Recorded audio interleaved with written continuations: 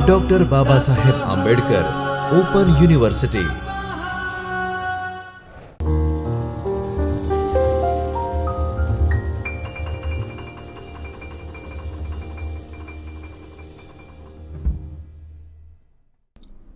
नमस्कार। डॉक्टर बाबा Saheb Ambedkar open university की ओर से आयोजित इस दृश्य श्रव्य व्याख्यान माला में आपका स्वागत है। हम आज बीए द्वितीय वर्ष छात्रों के लिए, जो कि हिंदी अनिवार्य विषय के रूप में पढ़ रहे हैं, उनके खंड 4 की इकाई पहली, जो शब्द और मुहावरे, वो लेकर हम उपस्थित हुए हैं। पिछली कक्षा में भी हमने शब्दों के ऊपर बात की थी, शब्दों के संबंध में, शब्द और अर्थ के आपसी संबंध, शब्द के कौन से शब्द कहाँ प्रयुक्त होते हैं, किस स्तर पर किस प्रकार प्रयोग किए जाते हैं, वो उस पर थोड़ी बातचीत की थी। शब्दों के स्रोत के ऊपर भी हमने बातचीत की थी। आज हम शब्द के अर्थ पक्ष पर थोड़ी बातचीत करेंगे। मुख्य रूप से जो हम शब्द हिंदी में इस्तेमाल कर रहे हैं वो हम 4 श्रेणियों में विभाजित कर सकते हैं। 4 बल्कि 5 कहना है, 5 श्रेणियों में। उसमें पहला है समरूपी शब्द। समरूपी शब्द माने एक जैसे शब्द हैं, देखने में बिल्कुल एक जैसे हैं, उनके अर्थ अलग अलग आते हैं। जैसे कि आम शब्द है, आप जानते हैं आम एक फल का नाम है, और दूसरा आम शब्द है जो कहते हैं आम आदमी, आम फहम, है ना। तो वो आम माने साधारण, तो ये इस अर्थ में भी प्रयुक्त होता है। आम शब्द एक ही है, लेकिन इसका स्रोत अलग अलग है। जो पहला आम फल के लिए प्रयुक्त होता है वो वस्तुतः संस्कृत से आम्र शब्द से आया हुआ है ना, तो उसका स्रोत संस्कृत है। दूसरा जो आम है वो फारसी से आया हुआ है, तो उसका अर्थ साधारण है। तो इस तरह से विभिन्न स्रोतों से आए हुए जो शब्द हैं वो जब अलग अलग अर्थों के लिए प्रयुक्त होते हैं तो उनको समरूपी शब्द कहते हैं। इसी के साथ में दूसरा एक है अनेकार्थी शब्द। नीचे चौथे नंबर पर यहाँ पर रखा है अनेकार्थी शब्द। अनेकार्थी शब्द में भी एक ही शब्द के कई अर्थ होते हैं, है ना। समरूपी शब्द में भी एक ही शब्द के कई अर्थ होते हैं, लेकिन वो अर्थ का जो अंतर है वो उनके स्रोत के कारण होता है, क्योंकि अलग अलग स्रोत से आए होते हैं, है ना।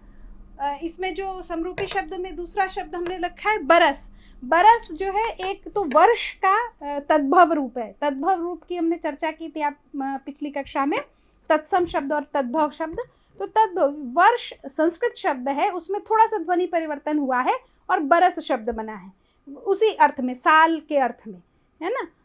बरस शब्द का प्रयोग। दूसरा जो है बरस माने बरसना, ऊपर से नीचे गिरना, सामान्यतः पानी बरसना, है ना। गरज बरस कारे बदरा।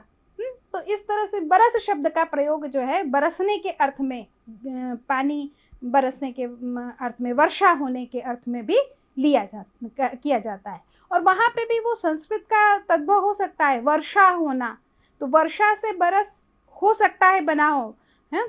तो लेकिन वो वर्ष से बना है बरस, जो साल के लिए प्रयुक्त होता है, और दूसरा वो जो बरस है वो क्रिया है, वो अलग अलग तरीके से आई है। मेल जोल, मिलना जुलना। दूसरा मेल आजकल खूब प्रयोग होता है कि मेल कर दो ना मुझे, मतलब ईमेल कर दो। यानी अंग्रेजी का जो शब्द है मेल, MAIL, मेल माने डाक भेजना, है ना। डाक के अर्थ में प्रयोग होता है, और अभी तो ईमेल के अर्थ में ज़्यादा प्रयोग होता है। तो उसके वो मेल, तो मेल शब्द ही है, उसके 2 जगह 2 अर्थ निकलते हैं। मेरे दोस्तों के साथ खूब मेल जोल है, और मैं अपने दोस्तों को लगातार मेल करता हूँ। ये दोनों जगह पर मेल शब्द का प्रयोग हुआ है और अलग अलग अर्थों में हुआ है। और क्यों? क्योंकि ये 2 अलग स्रोत से आए हुए शब्द हैं। इसी तरह से अनेकार्थी शब्द होते हैं जो कि एक ही शब्द का कई अर्थ निकलता है। थोड़ा अंतर है, समरूपी शब्द और अनेकार्थी शब्द में बहुत थोड़ा सा अंतर है।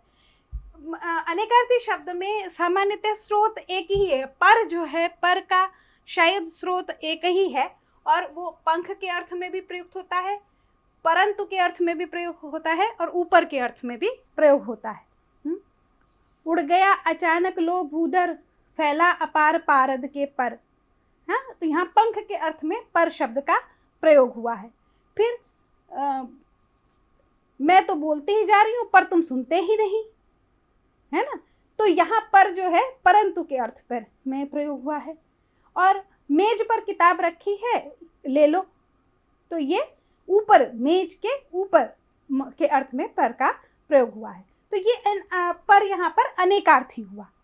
तो समरूपी शब्द वो है जहाँ पर स्रोत अलग अलग हैं, उसके कारण अर्थ में अंतर आता है। दो अलग अलग स्रोत से आए हुए शब्द हैं जिनकी ध्वनियाँ बिल्कुल एक जैसी हैं, देखने में वो एक जैसे हैं, सुनने में एक जैसे हैं और अर्थ अलग अलग हैं। और दूसरे है कि एक ही शब्द है लेकिन उसके विभिन्न अर्थ निकल रहे हैं। ठीक है। कल, कल जो है, कल का मतलब अगला दिन। मैं आज भी कक्षा लूँगी और कल भी कक्षा लूँगी। ठीक है।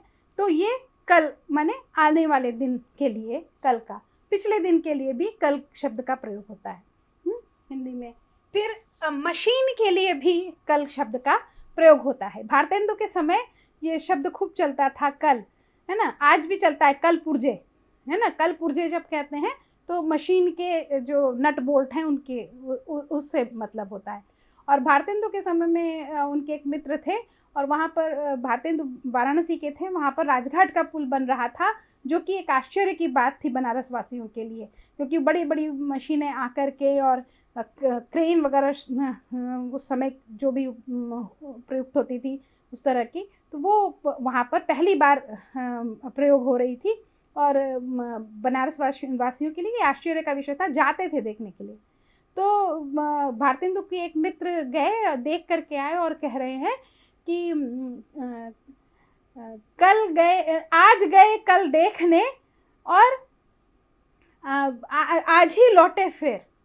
मैंने आज गए कल देखने, यहाँ पर कल का उन्होंने दोनों अर्थों में मैंने उसमें चमत्कार प्रयुक्त किया है कि वैसे तो कल जो है बीता हुआ दिन या आने वाला दिन है, तो आज गए कल देखने, मैंने गए तो आज हैं और कल देखना है, और लेकिन आज ही कल देख के आज ही लौट आए।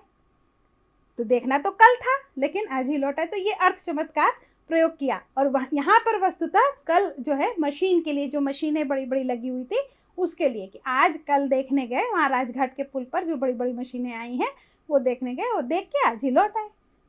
तो इस तरह से कल मशीन के लिए प्रयोग होता है।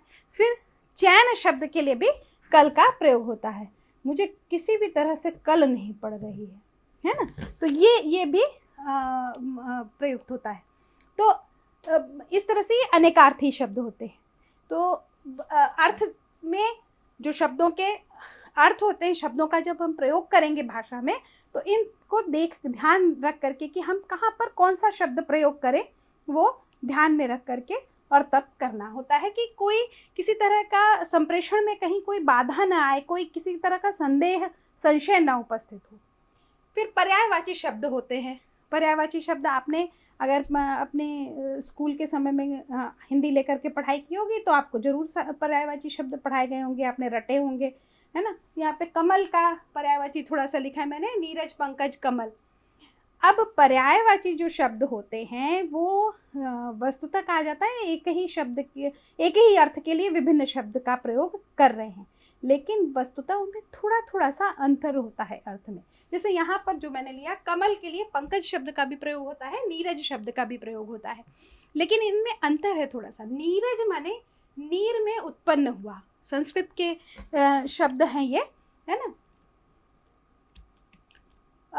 तो नीरज माने नीर, पानी में उत्पन्न हुआ।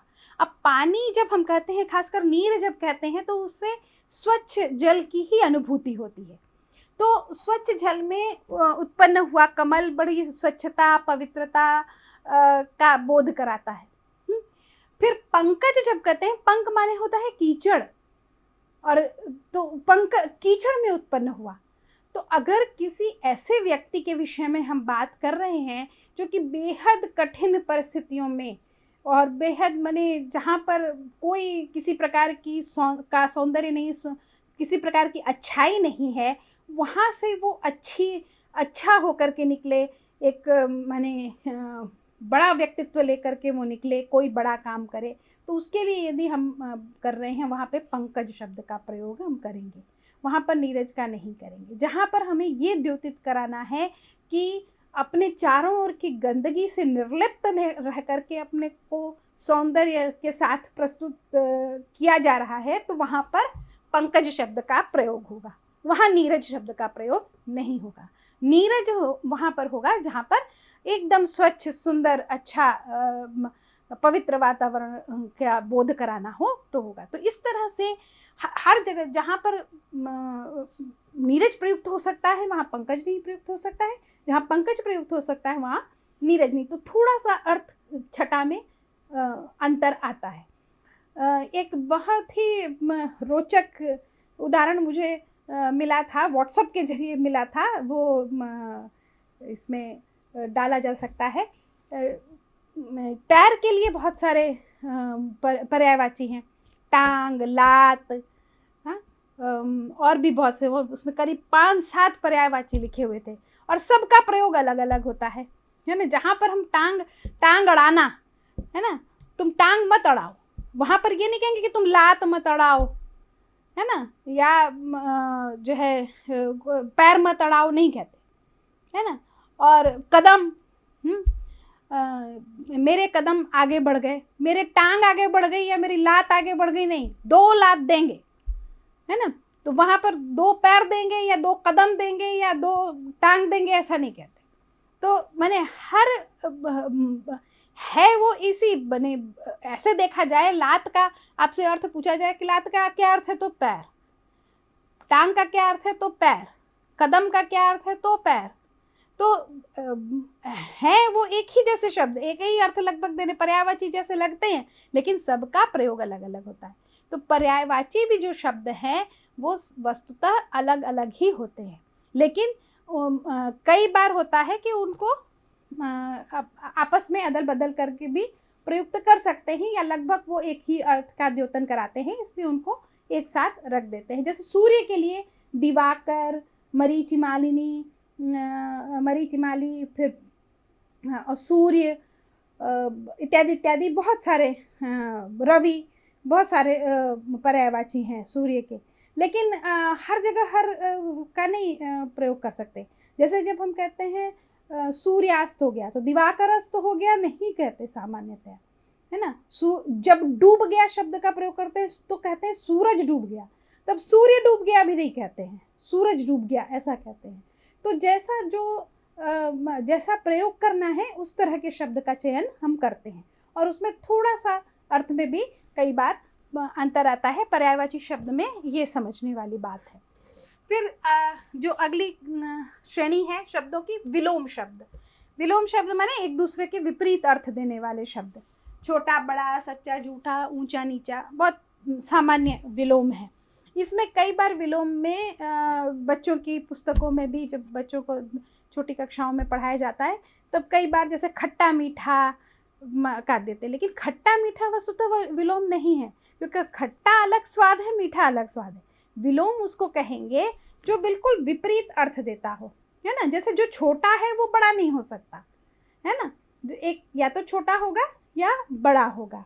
फिर उसी तरह से सच्चा और झूठा, या ऊंचा या नीचा, या मोटा और पतला, है ना, ये विलोम है। लेकिन खट्टा मीठा, लड़का लड़की, ये विलोम उस तरह से नहीं है, क्योंकि ये वास्तव में ये अलग अलग चीज़ों को बताते हैं। जो लड़का है वो लड़की नहीं होगा, जो लड़की है वो लड़का नहीं होगी। तो ये इस तरह से ये अलग अलग चीज़ों को बताते हैं। तो इसलिए जो है ये अलग विलोम शब्दों को भी हमें जानना चाहिए कि कौन से विलोम शब्द हैं और कहाँ पर किसको प्रयोग करना है। अनेकार्थी शब्द के विषय में हमने बात कर ली। सह प्रयोग, ये भाषा के लिए बहुत ही महत्वपूर्ण एक श्रेणी है। सह प्रयोग, किस शब्द के साथ कौन सा शब्द प्रयोग किया जाए, तो जो भाषा में अगर आप अपनी भाषा को सुंदर बनाना चाहते हैं, अपनी भाषा को सशक्त बनाना चाहते हैं, तो आपको खूब अच्छी तरह से मालूम होना चाहिए कि किसके साथ हम कौन सा शब्द प्रयोग करते हैं। जैसे कि दिया और बाती, दिया के साथ हम बाती ही प्रयोग करेंगे, उसके साथ बत्ती भी शब्द का प्रयोग नहीं करेंगे, उसके साथ दूसरे किसी शब्द का प्रयोग हम सामान्यतः नहीं करेंगे। दिया और बाती ये साथ में आने वाले शब्द हैं, है ना। इसी तरह से अगर हम अरबी फारसी के शब्दों का प्रयोग करें, उससे क्षमा और परवाना, तो क्षमा दिया के लिए क्षमा शब्द है, माने जो हिंदी में दिया है वही फारसी में क्षमा है। लेकिन हम ये नहीं कर सकते क्षमा और बाती, है ना, या हम दिया और परवाना का प्रयोग नहीं करेंगे। क्षमा परवाना, दिया बाती, ये दोनों साथ में ही आने वाले शब्द हैं, तो वो सह प्रयोग है। उसी तरह से विद्युत ऊर्जा, जब ये पारिभाषिक माने ऊर्जा के संबंध में विद्युत शब्द का ही प्रयोग होगा, बिजली शब्द का प्रयोग नहीं होगा। फिर दिल की धड़कन, है ना, दिल शब्द का जब प्रयोग करेंगे तो दिल की धड़कन बंद हो गई या हृदय गति रुक गई, ठीक है। हृदय की धड़कन बंद हो गई या दिल की गति रुक गई, ऐसा ये बहुत सुंदर प्रयोग नहीं कहा जाता है। हो सकता है, गलती कुछ नहीं है, व्याकरणिक दृष्टि से देखें तो गलत नहीं है, तो शब्द सही है सब, लेकिन ये भाषा में चलन में नहीं है, इस तरह का प्रयोग सामान्यतया नहीं होता है। तो ये इस तरह से बहुत सारे शब्द हैं जिनका जो है साथ में ही प्रयोग होता है, उनके अतिरिक्त जो है प्रयोग नहीं करते हैं। हम एक शब्द जब लेते हैं तो हमारे मन में गूंजने लगते हैं दूसरे शब्द, जैसे हत्या शब्द जैसे ही हमने कहा या चोर शब्द कहा, अपराध शब्द आया, तो तुरंत उसके साथ हमको पुलिस आ जाएगा, डिटेक्टिव आ सकता है हमारे मन में, या कुछ करुणा में परिस्थिति का हमारे मन में चित्र उभर सकता है। तो इस तरह से एक शब्द के साथ ही बहुत सारे कानून शब्द उसमें आ सकता है, ये जेल शब्द आएगा, फिर ये मुकदमा शब्द आएगा, है ना, न्यायालय शब्द आएगा। तो इस तरह के शब्द हमारे जहन में आते हैं, तो यही सह प्रयोग है, माने कि एक शब्द उच्चरित होने से, एक शब्द सामने आने से हम उससे जुड़े हुए कितने शब्दों को, कौन कौन से शब्दों को तुरंत याद कर लेते हैं, हमारे मन में वो तुरंत उभर आते हैं, ये सह प्रयोग है। तो ये हमको ध्यान में रखना चाहिए, और ये अभ्यास के द्वारा पढ़ते हुए हम ध्यान से जो पढ़ें, जितनी जो अच्छी साहित्य है उसको पढ़ते समय हम ध्यान रखें कि किन शब्दों के साथ किन शब्दों का प्रयोग किया गया है, तो धीरे धीरे हमारी भाषा में सुधार होता जाएगा। तो इस तरह से इन अर्थ के संबंध में हम इस तरह की 5 श्रेणियाँ बना सकते हैं शब्दों की, और उनके आधार पर हम देख सकते हैं कि कौन कौन से शब्द हैं, और शब्दों को और उनके अर्थ को समझ करके और अपनी भाषा में प्रयोग कर सकते हैं। अब हम जो है बहुत ही महत्वपूर्ण एक पक्ष पर भाषा के बात करने जा रहे हैं, अर्थ से ही संबंधित है, मुहावरे और लोकोक्तियाँ, जो कि हमारी भाषा को सुंदर बनाने के लिए बहुत ही आवश्यक चीज़ है। सामान्य रूप से बोलना, सामान्य रूप से भाषा का प्रयोग करना शब्दों के साथ, वो तो है ही, वो तो आधारभूत आवश्यकता है, और हम ज़्यादातर जो संप्रेषण करते हैं वो इस तरह के सामान्य वाक्यों से के माध्यम से करते हैं। लेकिन जब हमें अपनी भाषा में वैशिष्ट्य लाना होता है, या अधिक बल देकर कोई बात कहनी होती है, किसी बात पर अधिक बल देना होता है, या अधिक प्रभावी ढंग से कहना होता है, तो उसमें ये मुहावरे और लोकोक्तियाँ बहुत सहायक होते हैं। और ये मुहावरे और लोकोक्तियाँ परंपरा प्राप्त होते हैं, नए नहीं गढ़े जाते, सामान्य तौर पर नए नहीं गढ़े जाते। और नए जब भी आते भी हैं, माने जैसे जैसे जीवन परिस्थितियाँ बदलती हैं, हमारे प्रयोग बदलते हैं, तो मुहावरे और लोकोक्तियाँ भी बदल सकती हैं, नई आ सकती हैं, लेकिन वो कोई एक व्यक्ति नहीं गढ़ता, वो एक समाज गढ़ता है। मुहावरे और लोकोक्तियाँ सामान्यतया सामाजिक प्रतिभागिता से बनते हैं, सामाजिक तौर पर कुछ चलन में आता है, धीरे धीरे फिर वो रूढ़ हो जाता है। तो और अभी जो हम सामान्य रूप से हम मुहावरे और लोकोक्तियाँ देखेंगे या हम प्रयोग कर रहे हैं, वो सब हमें परंपरा प्राप्त हैं, बहुत समय से वो चलते चले आ रहे हैं। तो अच्छा, कई बार होता है हम समझ नहीं पाते कि मुहावरे किसको कहते हैं और लोकोक्तियाँ किसको कहते हैं, हमको लगभग दोनों एक जैसी लगती हैं। तो इसमें बहुत स्पष्ट अंतर है जिसको समझना चाहिए आप सबको। तो मुहावरे जो होते हैं वो वाक्यांश होते हैं, वो पूरा वाक्य नहीं होगा, वो वाक्य का एक अंश होगा, अधूरा वाक्य होगा, कुछ 2-4 शब्द हो सकते हैं, और उसमें सामान्यतया वो क्रियात्मक होता है, क्रिया पद उसमें अंत में होता है, और जब जहाँ आपको प्रयुक्त करना है वहाँ पर उसके अनुरूप उसमें परिवर्तन करके उसकी क्रिया उस तरह से लगा करके आपको प्रयोग करना होता है। तो मुहावरे वाक्यांश होते हैं, वाक्य के अनुरूप परिवर्तन के साथ उन्हें उक्ति में प्रयोग किया जाता है। यहाँ पे उक्ति शब्द का प्रयोग किया मैंने, मतलब जब बात कहते हैं, मुहावरे हमेशा कोई बात कहते समय ही हम लगाएंगे, उसका उपयोग करते हैं, तो उस उक्ति में प्रयोग करने के लिए हम उसमें परिवर्तन कर लेते हैं, उस वाक्यांश में जैसा वाक्य होता है उसके हिसाब से परिवर्तन करके और लगाते हैं। कुछ 2-4 मैंने यहाँ पर उदाहरण स्वरूप दिए हैं, लेकिन ये आपको करना चाहिए कि आप सामान्य बोलचाल में भी हम बहुत सारे मुहावरे प्रयुक्त करते हैं।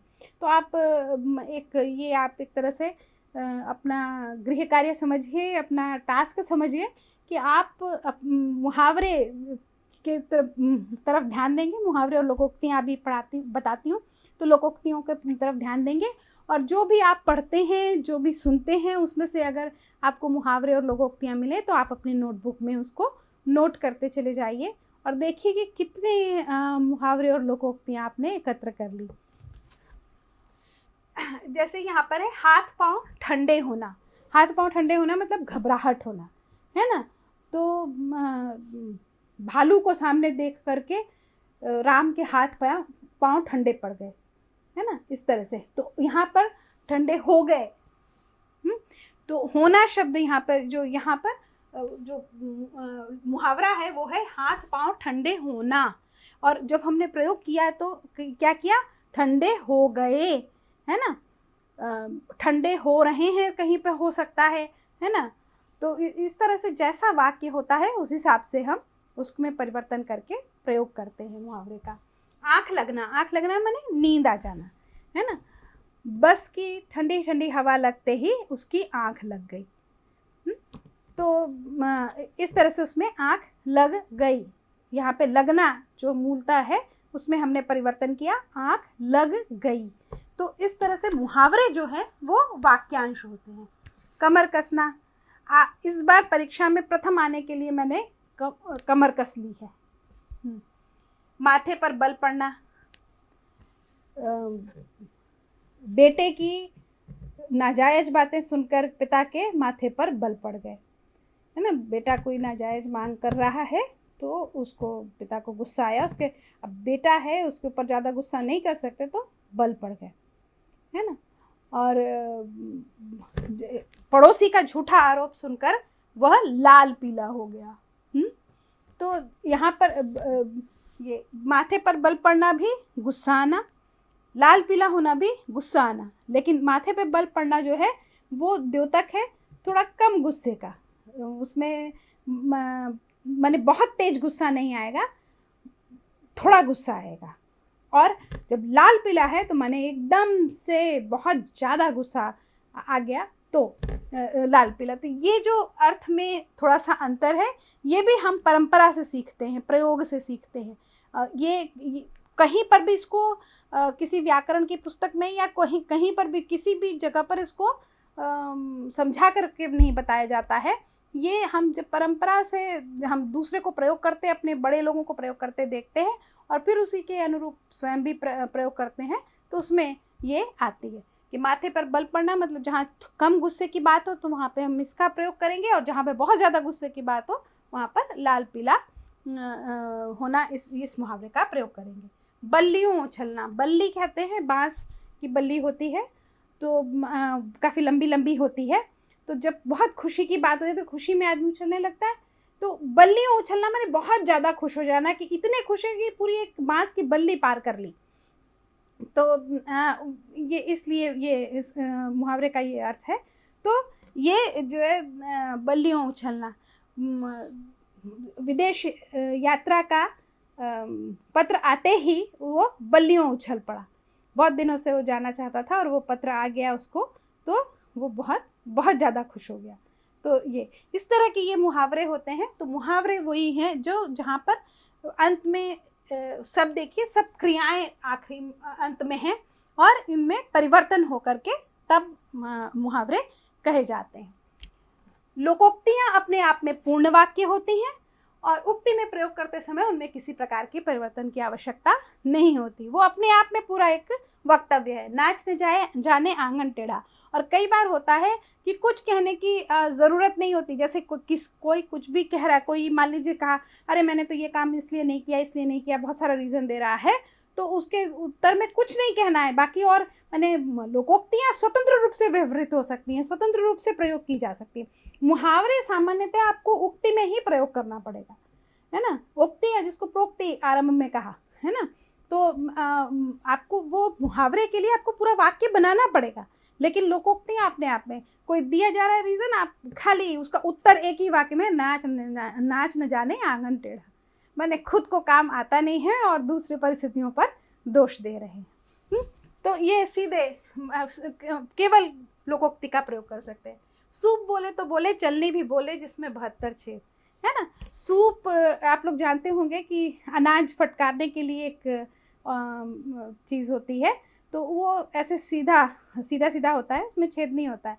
तो जब सूप पर अनाज फटका जाता है तो आवाज़ होती है काफ़ी। चलनी में भी चलनी से भी जब चला जाएगा तो भी आवाज़ होती है। लेकिन चलनी में छेद होते हैं और छेद जो है वो कमी की ओर, कमी का भी द्योतक है ना। छिद्रान्वेषण माने किसी की कमी ढूंढना। तो सूप तो बोलता है, ठीक है, सूप तो बोल ही रहा है, काम कर रहा है, बोल रहा है।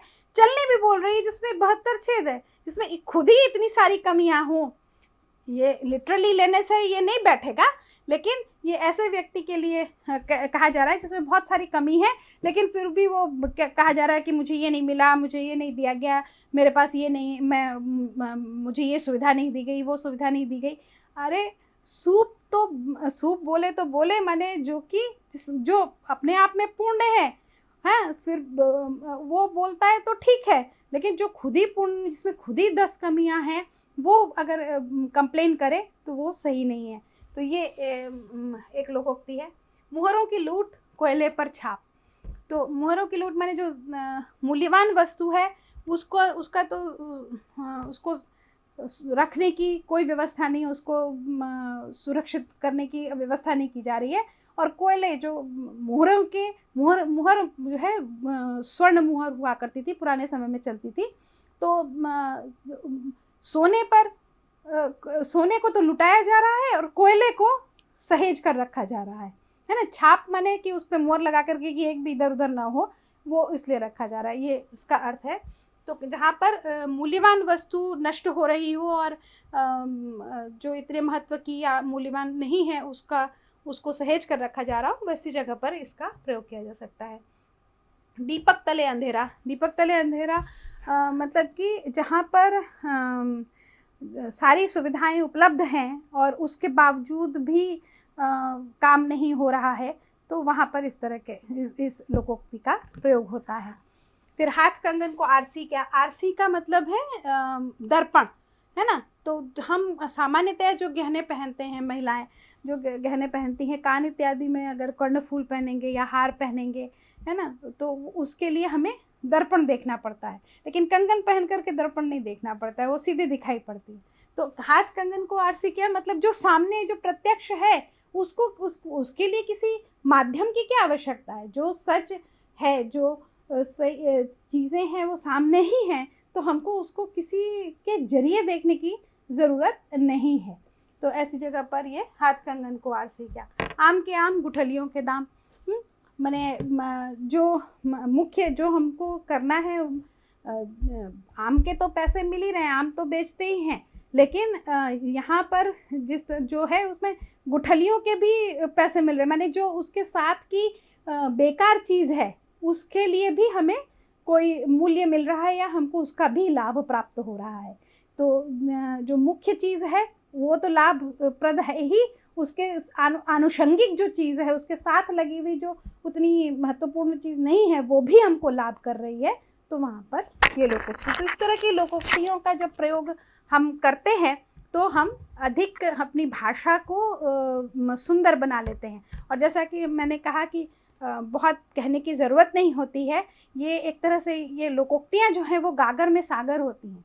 तो बहुत सारी बात करने से एक्सप्लेन करने की ज़रूरत नहीं होती, सिर्फ एक लोकोक्ति जड़ दीजिए और आपकी बात पूरी और ज़्यादा प्रभावी ढंग से, ज़्यादा तीखे तरीके से वो संप्रेषित होती है। तो लोकोक्तियों का प्रयोग वहाँ होता है। आप अपनी भाषा को मुहावरे और लोकोक्तियों के प्रयोग से बहुत ही सुंदर बना सकते हैं और कहने सुनने में भी वो अच्छी लगती हैं, ज़्यादा सटीक बैठती हैं। हाँ, निश्चित रूप से आपको सटीक लोकोक्ति का प्रयोग करना है। आप गलत लोकोक्ति का प्रयोग करेंगे या गलत मुहावरे का प्रयोग कर देंगे तब नहीं। तो वो तो सभी चीज़ के भाषा के साथ तो है ही, आप सही शब्दों का प्रयोग करेंगे तब सही संप्रेषण होगा। तो इसी तरह से आप मुहावरे और लोकोक्तियों का संकलन करने का प्रयास कीजिए। आज बहुत कम होते जा रहे हैं, लेकिन यदि आप उनका संकलन अपने पास करेंगे और उनका प्रयोग अपनी भाषा में करेंगे तो आपकी भाषा निश्चित रूप से विशिष्ट बनेगी, सुंदर बनेगी और अधिक संप्रेषणीय भी बनेगी। तो आज हमने ये इकाई पूर्ण की शब्द और मुहावरे, इसमें शब्दों के जो चयन, शब्द के अर्थ पक्ष पर हमने बात की और उसके साथ में अपनी भाषा को अच्छा और विशिष्ट बनाने के लिए हमने मुहावरे और लोकोक्तियों के विषय में बात की। आप इसका अभ्यास कीजिए और इसको एकत्र कीजिए, आपको आनंद आएगा। और आज की कक्षा यहाँ तक रखते हैं। नमस्कार। स्वाध्यायः परमं